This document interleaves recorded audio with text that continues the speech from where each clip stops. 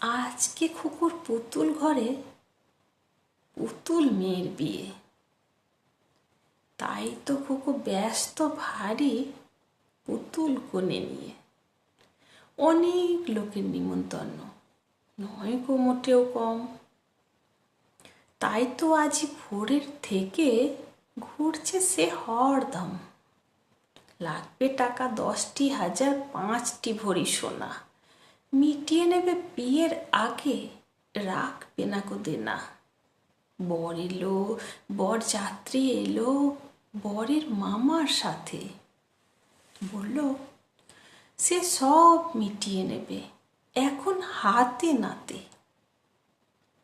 পুতুল মেয়ের গয়না সকল রাখলো খুলে, তাই আসল কিনা কোষ্টি পাথর করবে যে যা চায়।